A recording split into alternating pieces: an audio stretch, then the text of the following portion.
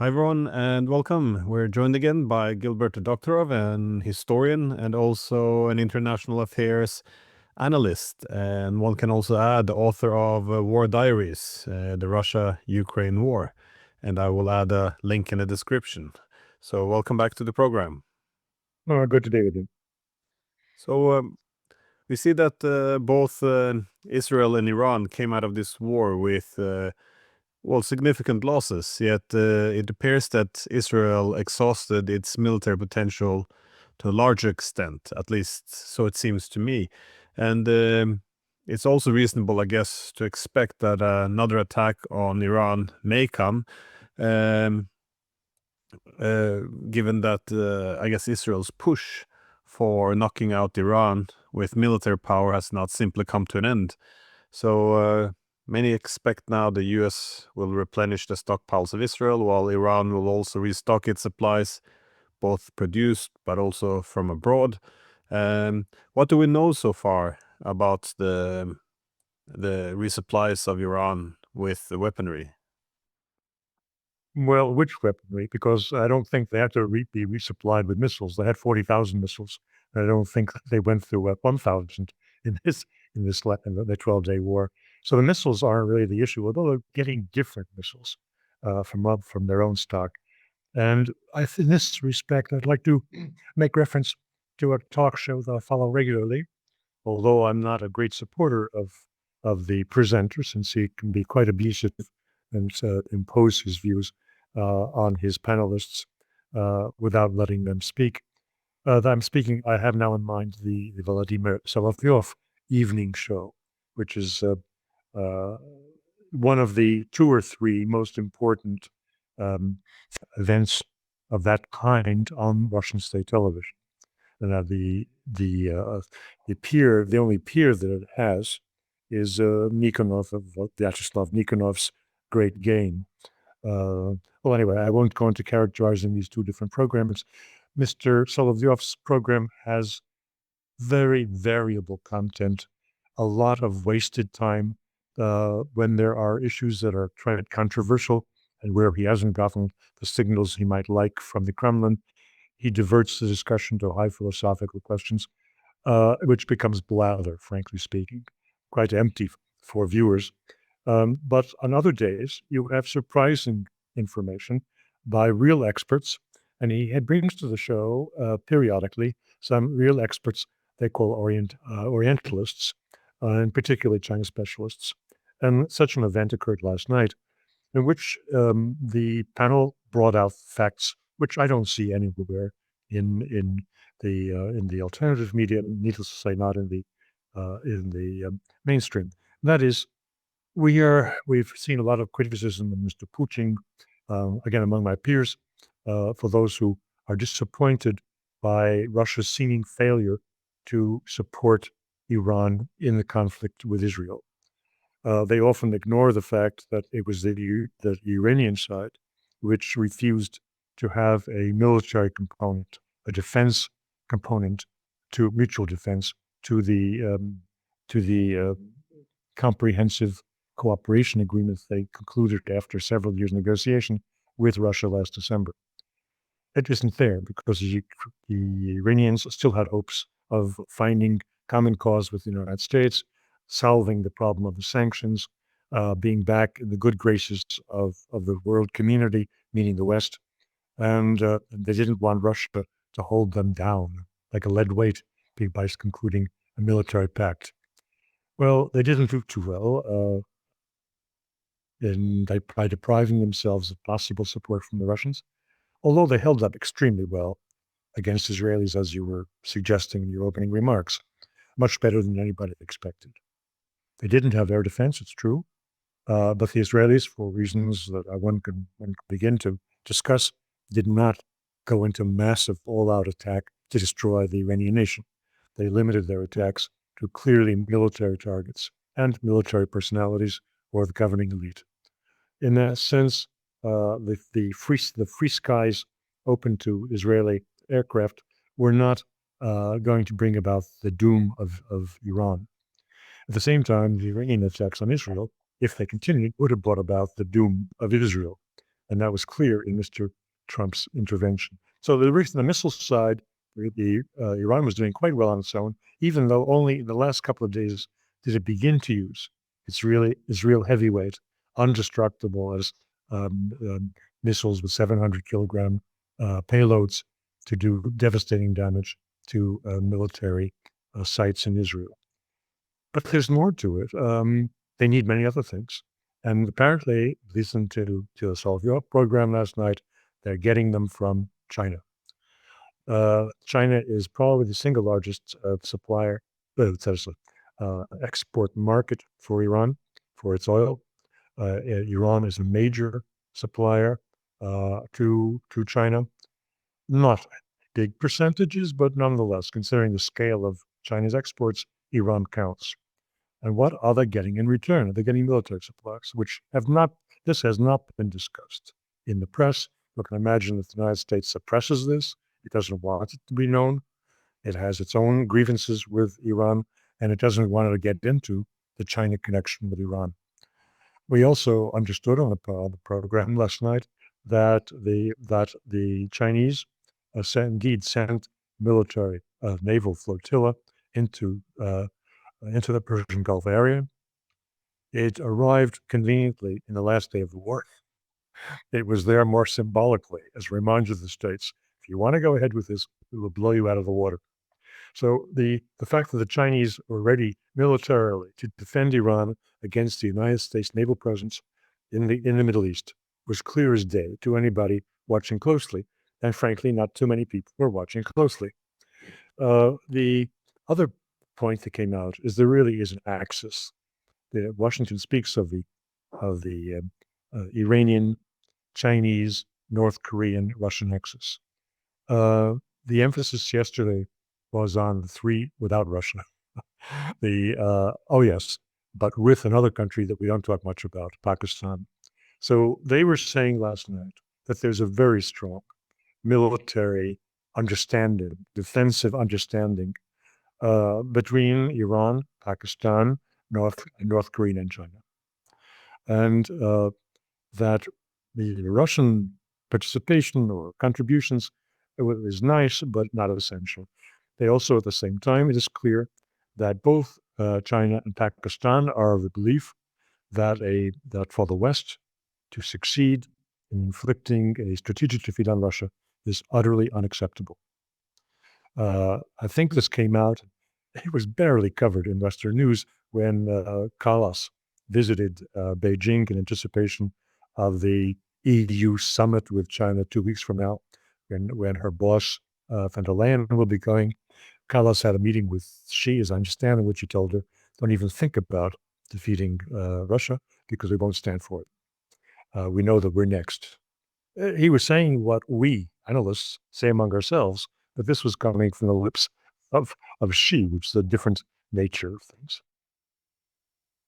Yeah, this is well, when the Americans were at the security conference in Munich, we had people like General Keith Kellogg warning that before the war against Russia, there was limited, cooperation, military cooperation between the Russians, North Koreans, China, but now we see, a large Eurasian alliance almost emerging, and when he referred to this back in Munich, the whole point was this was a disaster. This was an unintended or at least undesired consequence from the proxy war in Ukraine, which was one of the arguments for why it was important to bring this war to an end. Well, if we forward now to July, there's the war is still going. Trump is going a bit back and forth with his weapons to Ukraine, but can we say that the Eurasian alliance, if not a formal alliance, as China doesn't do alliances, hasn't emerged? It's nonetheless the connectivity now. You mentioned Iran, Russia, North Korea, Pakistan, China, all these connections tightening. Surely this must shift the strategic picture in the wider region. And because it would not be obvious to the audience, another remark that was made last night is pertinent. North Korea is a much bigger force, is perceived in the region as a much bigger force than it is in mainstream reporting. Oh yes, the North Koreans are just sending a few thousand troops to Russia. Well, the North Koreans seem to have made a very big impression in their region, to the extent that, at least and the analysts whom Solovyov presented on state television yesterday, they believe that South Korea is recalibrating its relations with the United States, given the very serious neighbor it has and the equivocal support that is getting from the United States, and of course the sanctions that Donald Trump seems keen to impose on South Korea in its very important automobiles and other industries. So that is an additional consideration, that this is not just a little part of the equation. North Korea is a big part of the equation. But how do you see? Well, what will be the significance? Because usually when you have alliances emerging or closer cooperation between these, well, maybe we wouldn't call North Korea giant, but it certainly is quite powerful militarily in many ways. When you have these powers in the East all getting closer, typically you would have, strengthening of counter alliances. But it appears that the Western Bloc is weakening at the same time as this is happening. I don't know. Have you thought about where this is going? Well, let me introduce one consideration. Again, nobody's talking about. Everybody makes a great fuss about Iran building a nuclear weapon. Why build when you can buy? I think given the sanctions on North Korea, the idea that anything the West could say or do about North Korea would inhibit or prevent it from making nuclear weapons available to a third country like Iran, these are not just simply not credible. Pakistan also, a major nuclear power, and they will not see Iran go down. The statement that was made yesterday is Pakistan is ready to give Iran anything it needs. Well, anything it needs certainly can include the nuclear factor. So I think that everyone is missing the reality of relations here and focusing on, oh, they're enriching. The hell with enriching. To ignore the possibility of their acquiring in extremis, if they feel immediately threatened by Israel, nuclear weapons to counterbalance, I think is what we're missing an important element in the equation. Indeed. Well, I guess it makes common sense that it would be China and Pakistan supplying most of the weapons to Iran, given that, well, Russia has a very long war on its own borders. Um, but this partnership, though, I mean, the Chinese Iranian shouldn't come as a surprise, but Pakistan in Iran, for people who have been looking at this relationship over time, they've had, well, let's call it a turbulent relationship there. They don't seem always as if they're natural allies. Is it simply limited to this, to what's happened in Palestine, or is it the more greater concern of a unraveling of the Eurasian space if they're able to knock out Iran? No, I think you identified the factor when you mentioned Palestine. Pakistan came to the fore in over the Gaza genocide. I think that triggered the religious feelings and the reality of their strength compared to any of the Gulf states. They're not threatened by Israel. They don't have this big bully neighbor next to them, but they have all the weapons you could think of their own and of Chinese. After all, in their recent skirmish with India, they mostly were using not the latest Chinese aircraft with mixed results, but still quite impressive. So they are a military force, and they are very much moved by what Israel has been doing to its Palestinian subjects in the West Bank and most particularly in Gaza. So they stepped up to the bat. And quite independently what China is doing, but it all comes to the same thing. This is readiness to ensure the viability of Iran, whatever the United States and Israel are thinking of doing. That has to be considered. If we can pivot though to what's happening in Ukraine, the last few days have been quite dramatic. It seems every day or every night the Russians are hitting new records in terms of the amount of missiles and drones which have been launched. I think the last one was 728 drones in one night, plus several missiles. But it also seems as if more and more of these are getting through an increasingly weakened air defense system of the Ukrainians. Again, one shouldn't walk into the trap of underestimating the strength of the Ukrainians or their ability to absorb some pain, but it does appear that a lot of the pain is intensifying. Do you see this as Russia just having a natural incremental growth in its capabilities and it taking, I guess, advantage of Ukraine's weakness at the moment, or do you see this possibly, moving towards some kind of breaking point? I think that Vladimir Putin has been under great pressure from patriots to accelerate the results of the war, and he's doing exactly that.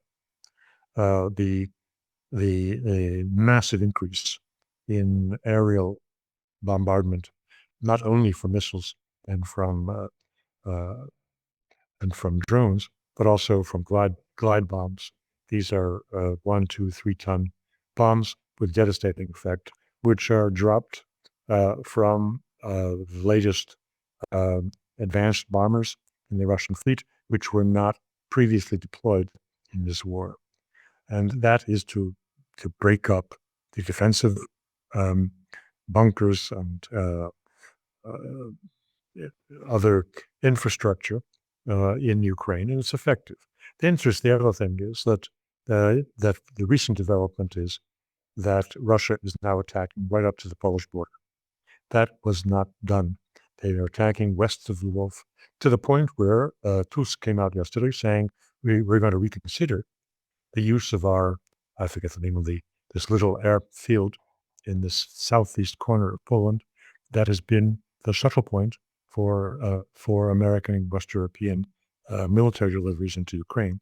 They've passed through that airport, and Poland is now considering shutting it down. It's more probably rhetoric to remind the world of how important Poland is in keeping Ukraine going, but it's indicative of their awareness that the Russians are firing just across the border now and destroying what comes in across that Polish-Ukrainian border.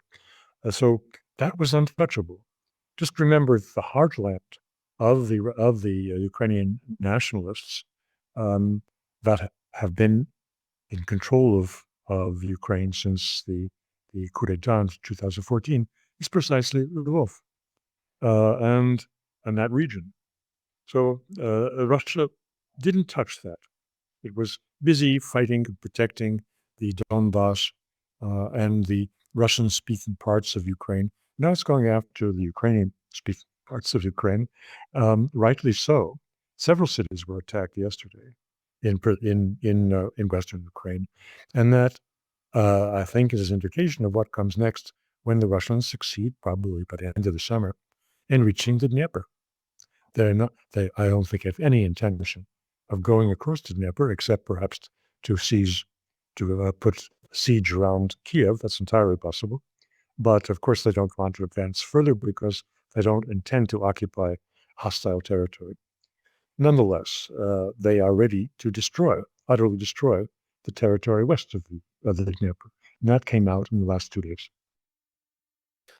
Well, it seems, besides having more firepower, that the Russians are also more willing to, I guess, strike a bit more viciously, in which it's also likely that it factors in more civilian casualties as well. And how are you reading this? Is it Russia intensifying its intensity as a response to what happened to its nuclear bombers? Is it because the world is looking the other way because of what happened in Iran? Or is it just building up to some, again, breaking point? Because they do appear to be building up very powerful force in the rear, looking for possible opportunities in any collapses along the front line. Or I'm not sure if you followed or looked into the different possible reasoning behind why the attacks have become so much more aggressive now. Well, I haven't given it the thought that that it merits. I agree with you. But I'd like to just put out a few tentative ideas right now. and one of them brings me back to the Soloviev program and something else that they discussed. I think this is a message to Chancellor Merz. This is a message to Europe, but Europe is Chancellor Merz. Let's be honest about it. The Germans are the only ones with the capability to prepare for a war with Russia. My colleague Ray McGovern is now in Berlin. He's delivering lectures to, I suppose, mostly to the Linke people on the left side of the aisle. And his message is, you Germans are now enemy number one for the Russians. You have replaced the United States as enemy number one. What are you going to do about it? Do you know what that means? And I think that the intensity of these attacks now that the Russians are carrying out are to put enormous pressure on Mr. Merz to face the reality that if Russia wants to turn Ukraine into Gaza, it will and can, in the sense of destruction of the infrastructure and any building that stands higher than 2 meters. They can do it. They have the firepower, and now they're willing to use it. What was new on Solovyov's program last night, I haven't heard it before. He openly called Merz a Nazi and did it several times. Before, this was in a kind of humorous, it wasn't humorous, it was dead serious. And I can say that Mr. Solovyov, in this respect, is probably speaking directly for the Kremlin. That Germany is now run by a Nazi, and the Russians are preparing for that. And I think the demonstration of strength now going on in Ukraine is a message to Berlin. Yeah, no, I keep hearing that as well, that the Russians are now seeing the Germans as the main enemy. I also keep making the point, if they would decide to do a retaliatory strike against a NATO country, Germany would be quite an opportune target, though, given that they do not have the nuclear weapons like the French or the British. But the idea of supplying in mass quantity long-range missiles, and it does appear that the Russians are now trying to make it very clear that they have drawn a red line. I just want to circle back quickly to what you mentioned, all this intensity on the strikes in Western Ukraine, because these had previously been, as you said, that they've been out of reach, or at least the Russians hadn't been hitting these targets significantly compared to the rest of the country. Do we know anything about the targets of the Russians? Is it weapon depots? Is it a critical infrastructure, energy? What are we looking at? All of these things, plus something which they did not attack before. They were showing on television the explosions of arms caches in Western Ukraine that were blown up in the last couple of days. Yes. Infrastructure, energy, yes. That is electricity, refining, all under attack in the last several days. But something new, entirely new, there were 5, across Ukraine, there were 5 recruitment centers, which were targeted by Garan attack drones, and which were blown up. And this is a mixed military and political statement. They are anticipating that this destruction of the recruiting centers will find some sympathy even among patriotic Ukrainians, who are very much upset at the impressment of the forced recruitment of males from bars, from discos, from the street, where they're hauled away and taken to the front lines to be killed. That has generated a lot of unhappiness in part of Ukrainian society, although we can imagine that much of society in Ukraine remains patriotic and in favor of the war, unfortunately. But the recruitment centers are a special case, and the Russians have seized on that. But besides the lower manpower, which is obviously something that Ukraine is struggling with, how do you assess the fighting capabilities? Because as you said, the growing reliance on forced recruitment, the drying up of Western arms. On the other hand, they are getting a significant amount of drones, and they do appear to still be innovative on the front lines. Do you see this again, probably or possibly resulting in a military collapse, or do you think the Ukrainians will be still capable of soldiering on? Look, the Russians knew from the beginning that the Ukrainians are good soldiers. The Ukrainians are like Russians. They're very close in the same culture. And Russians have great self-sacrifice for the fatherland, and so do Ukrainians. And the Russians knew that. They knew this would be a very severe conflict. And so it has turned out. I have a very explicit answer to your question, and that was the death of Russia's most celebrated warrior. This took place in the last week. The number 2 or number 3 general in the Russian armed forces, the head of all of Russian Marines, was killed at the front line, and that was shown on his death is something that we all can connect with, because his elevation to his position at the head of the national, speaking of good cause, his elevation to this position number 3 or whatever in their armed forces took place in front of our eyes. It was video recorded. It was on YouTube, and some of our peer YouTube channels showed it when Vladimir Putin was visiting a nuclear submarine, and he was speaking to sailors, to crew, about the logic of the special military operation, and present in the room was Gutkov, whom he then called to attention, telling him that he'd just been raised to this new rank. So we saw him. We saw his widow this past week when she was invited to the Kremlin to receive the 2nd medal of Hero of the Russian Federation. This is a very rare occasion.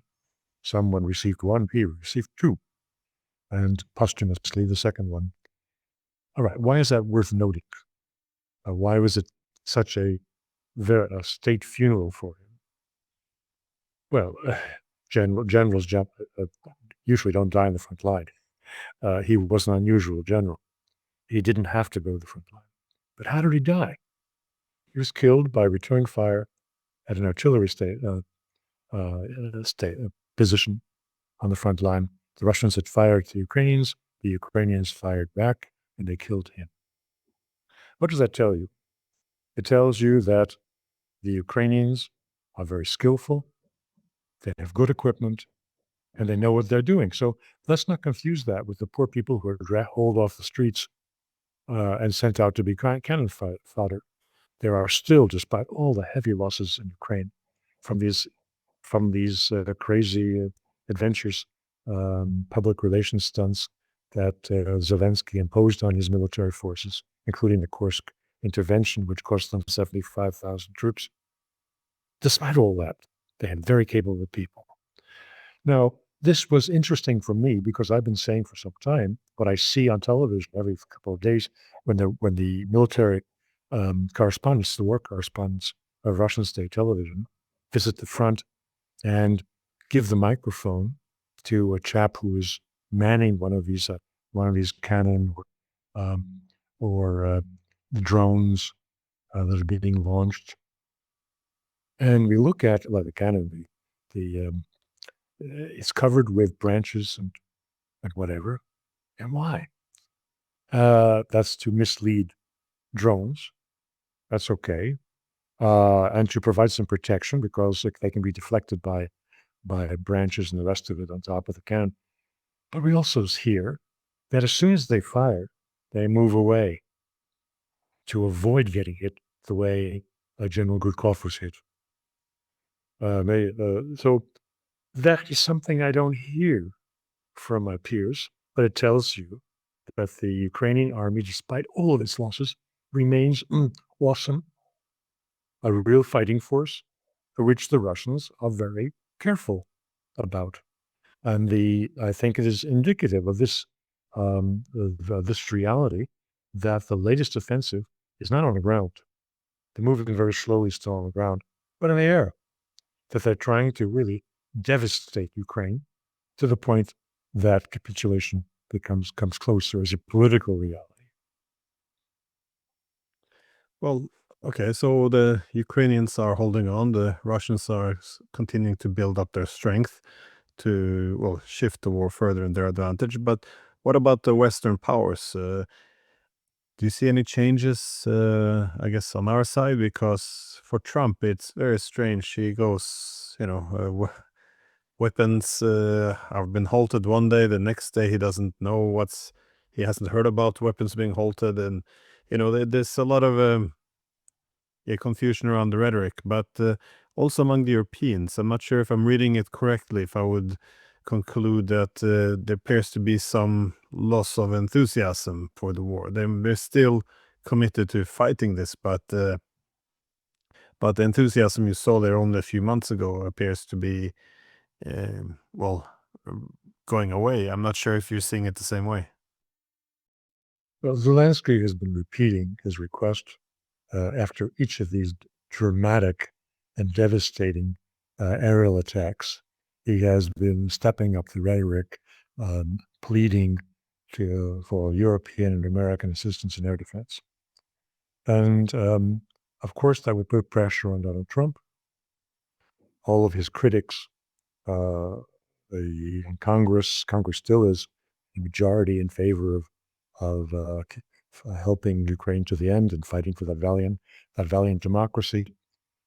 So Donald Trump dances from foot to foot, as you were just mentioning.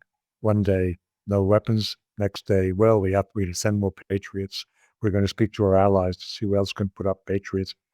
But this is responding directly to the nonsense coming out of Kiev. Ukraine will not be saved in any way by delivery of 10, 50, 100 Patriot missiles or other interceptors. This is nonsense. And it is ignoring willfully what we all learned from the 12-day Israeli-Iran war, when the very densely built air defenses, 3 different levels of it, according to the elevation of interception of incoming missiles or any other objects from the enemy. That didn't work. The Israeli Iron Dome and the other higher level interception systems were unable to stop Iranian hypersonic missiles or other very clever cruise missiles. And to think that providing a handful or even more than a handful of these same Patriots to Ukraine will spare them the devastation now going on is utter nonsense. If the Western mainstream wants to believe it, that's fine. If Mr. Zelensky wants to believe it, that's fine. But the Russians know better. And I think Mr. Lavrov said as much. There you go. That you can ship what you like. It won't change the conduct of the war. Well, my last question is just, how do you see this war ending now based on this development? Do you think it's going to, do you think as, Mersheimer suggested that the time for a political solution has already passed. Do you expect it to be achieved through military victory or from the Russian side, or military collapse on the Ukrainian side? Or do you think there's going to be more of a political collapse in Kiev as pressure continues to build up? Because I think it was The Economist who ran an article this week saying that the United States had to step in to prevent Yermak from firing Budanov.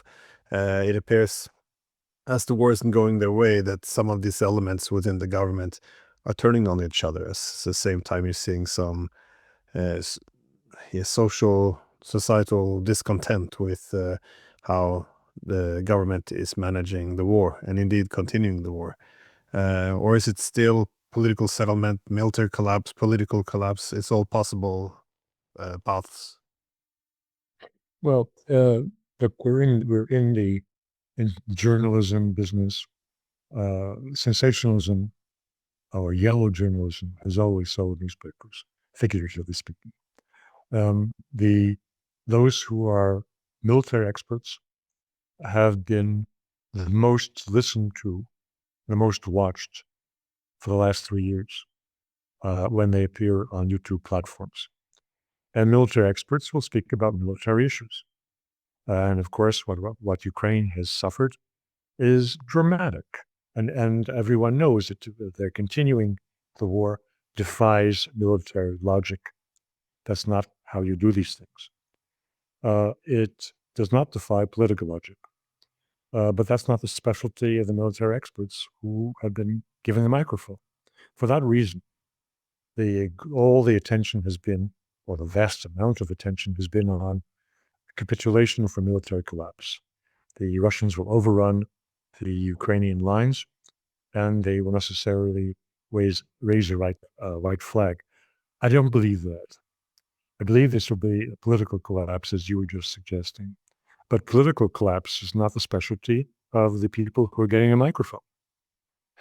It doesn't make very good yellow journalism. And nobody really knows, honestly, who these as yet unseen plotters against the existing regime are. Where are they? They're not among the previous rulers of Ukraine, Timoshenko or Poroshenko.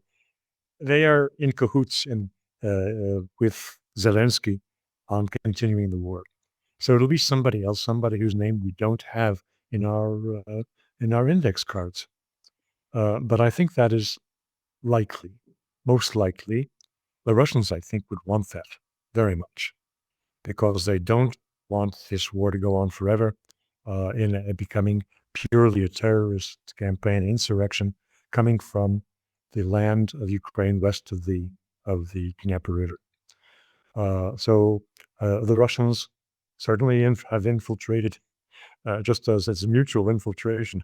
The Ukrainians infiltrate Russia and the Russians infiltrate Ukraine. And certainly they are working for a political collapse. And that is, I think, that the greatest likelihood how the war will end. But if someone will come to the fore and say we have to save the fatherland before we lose a whole generation of males. So that is, I think, the outcome. Well, I did think the Americans were going to support this outcome, though, when Trump was openly being very dismissive of Zelensky, humiliating him in public, also cutting off aid and linking this to his, well, more or less personal distaste for Zelensky, but not so much personal, but his reluctance to engage in real negotiations. I thought this was the Americans putting pressure on Zelensky, either go or make a deal, but this all appears to have gone away.